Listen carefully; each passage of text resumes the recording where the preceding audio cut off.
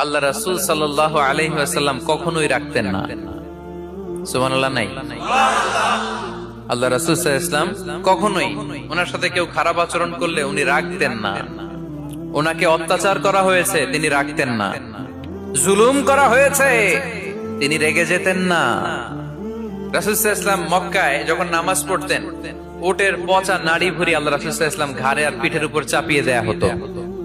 আমাদের কার কার পিঠের উপর নামাজ অবস্থায় উটের বা গরুর নাড়ি ভুঁড়ি চাপায়া দেয়া হয়েছে এলাকায়? আছে কেউ? নাই। তায়েফের ময়দানে আল্লাহ রাসূল সাল্লাল্লাহু আলাইহি ওয়াসাল্লাম দাওয়াত দিতে গেলেন, নিজের লাভের জন্য না তায়েফবাসীদের লাভের জন্য? খেয়ে না খেয়ে দিন প্রচারের কাজে নিজেকে দিয়েছ বিলিয়ে, তায়েফের কাফিরেরা চিনলো না সে আলো, দুষ্ট ছেলেদের পিছু দিল লেলিয়ে, পাথরের আঘাতে ক্ষত বিক্ষত হয়ে সারা শরীর থেকে রক্ত ঝরে। হে রাসূল তোমাকে ভুলি আমি কেমন করে, হাজার ব্যথা বেদনার পরে। ফিরে আসনি তুমি আপন ঘরে, দিনের আলো তুমি ছড়িয়ে দিতে, চলে গেলে মদিনায় মক্কা ছেড়ে। হে রাসূল তোমাকে ভুলি আমি কেমন করে, হে রাসূল তোমাকে ভুলি আমি কেমন করে। ঠিক কিনা?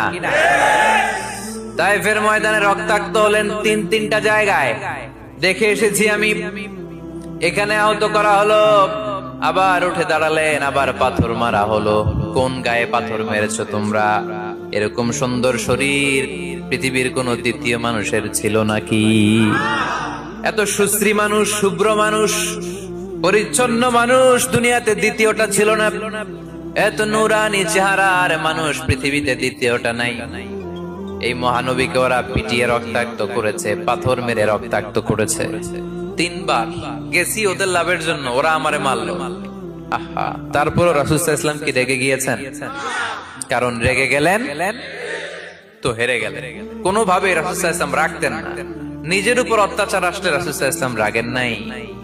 আনাস রাদিয়াল্লাহু তাআলা আনহু আল্লাহ রাসূলের খাদেম ছিল। উনি বললেন, কুনতু আমশি মা রাসূলিল্লাহ, আমি একবার রাসূল সাল্লাল্লাহু আলাইহি ওয়াসাল্লামের সাথে কোথাও যাচ্ছিলাম। ওয়া আলাইহি বুরদুন নাজরানি, তখন রাসূল সাল্লাল্লাহু আলাইহি ওয়াসাল্লামের গায়ে ছিল নাজরান থেকে আনা একটা চাদর। আপনারা চাদর পরেন না শীতকালে? রাসূল সাল্লাল্লাহু আলাইহি ওয়াসাল্লাম চাদর পরতেন। রাসূল সাল্লাল্লাহু আলাইহি ওয়াসাল্লাম নাজরান দেশ থেকে আনা একটা চাদর পরেছেন, গলিজুল হাশিয়া। যেই চাদরের এই কর্নারের ডিজাইনটা ছিল খসখসে। কি ছিল? হঠাৎ এক বেদুইন এসে রাসূল সাল্লাল্লাহু আলাইহি ওয়াসাল্লামের চাদর ধরে টান দিল। টান দেওয়ার সাথে সাথে রাসূল সাল্লাল্লাহু আলাইহি ওয়াসাল্লামের ঘাড়ের এই চামড়া ছিঁড়ে গেল। এই খসখসে যেহেতু ডিজাইন চাদরের, ওই খসখসে ডিজাইন ঘাড় আর কাঁধের এখানে যখন টান খেলো, ওই খসখসে ডিজাইনের দাগ বসে গেল, রাসূলের চামড়া ছিঁড়ে গেল ঘাড়ে। সে টান দিয়ে বলে, ইয়া মুহাম্মদ মুরলি মিন মালিল্লাহ। আসছে ভিক্ষা করতে, মূলত ভিক্ষা চাওয়ার ডিজাইন দেখছেন? যার কাছে ভিক্ষা চাবে চাদর ধরে টান। এসে বলে, বেদুইন তো, এদের মধ্যে সভ্যতা ছিল না। ইয়া মুহাম্মদ, ও মুহাম্মদ মুরলি মিন মালিল্লাহ, ও মুহাম্মদ আমার খাওয়ার মতো টাকা নাই, তুমি আদেশ করো বাইতুল মাল থেকে যেন আমারে কিছু টাকা দেয়। আসছে ভিক্ষা করতে। ভিক্ষা করতে আয়েশা চাদর ধরে দিছে টান, ঘাড়ের চামড়া ছিঁড়ে গেছে। রাসূল সাল্লাল্লাহু আলাইহি ওয়াসাল্লাম ব্যথা পেয়েছেন। ফালতাফাতা ইলাইহি রাসূলুল্লাহ, আল্লাহ রাসূল সাল্লাল্লাহু আলাইহি ওয়াসাল্লাম তার দিকে তাকালেন, তাকিয়ে ফাদহিক, একটা মুচকি হাসি দিলেন। আমি রাস্তা দিয়ে চাদর গায়ে দিয়ে হাঁটতেছি, এক ফকির আইসা কয়, ভিক্ষা দেন, টাকা দেন বলে আমার চাদর টান দিছে, আর ওই চাদরে আমার ঘাড়ের চামড়া ছিঁড়ে গেছে। কি করবো আমি? আপনি কি করবেন? হ্যাঁ, কোনি? আচ্ছা, তা আমরা ঠিকই ওরে ধরে মাইর দিতাম, তাই না? আজকে ওর একদিনকে আমার একদিন ভর্তা বানায় ফেলতাম ওরে পিটায়, রাগের চোটে। ঠিক কিনা?